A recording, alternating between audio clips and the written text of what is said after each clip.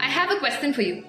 Are you really happy with what you are right now? எல்லா விதத்திலையும் சந்தோஷமா இருக்கீங்களா? With the package that you earn, with the family that you have, with the relationship that you're in, with the body that you have, எல்லா விதத்திலையும். I know 100% ஹாப்பியா இருக்க முடியாது, but do you still have that feeling of happiness?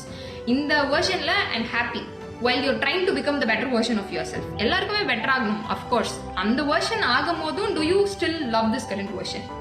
Answer would be yes, no, mixed up. எனக்கு நிறைய விதத்துல no அப்படின்னு தோணி இருக்கு. That is the reason இந்த வீடியோ நான் பண்றேன்.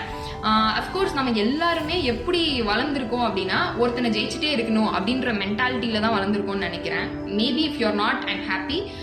Most of us are conditioned in such a way that we have to outsmart everyone, we have to overdo everyone, and we have to win everyone because life is a race. இப்போ எப்படி தோணுதுன்னா life is a race என்ற கான்செப்ட்ல இருந்தே we should come out of it. ஏன்னா நம்ம என்ன பண்றோம்னா ஒரு கட்டாயத்துல கூட ஓடுறவனை விட அதிக வேகமா ஓடினாதான் என் வாழ்க்கையில நான் ஜெயிக்க முடியும் அப்படின்னு யோசிக்க ஆரம்பிச்சிடுறோம். அவன் என்ன ஸ்பீட்ல ஓடுறான்றத கால்குலேட் பண்றதுல நம்ம என்ன ஸ்பீட்ல ஓடணும், என் லைஃப் என்ன, என் பேஷன் என்ன, என் இன்ட்ரெஸ்ட் என்ன, என் கோல் என்ன, அதுக்கு நான் நடக்கணுமா இல்ல ஜாக் பண்ணணுமா இல்ல ஓடணுமான்றதை நான் தான் டிசைட் பண்ணணும். பட் நம்ம என்ன பண்றோம், அடுத்தவனை டிசைட் பண்ண வைக்கிறோம். அவன் எதையோ நோக்கி ஓடிக்கிட்டு இருப்பான், அவனை விட நான் ஸ்பீடா ஓடலன்னா நான் ஜெயிக்கல அப்படின்ற கான்செப்ட் தான் நமக்கு வருது. அப்போ ஹோல் லைஃப்ல நம்ம என்ன பண்ணிருப்போம், whole life would be definitely meaningless because all we did is trying to win others.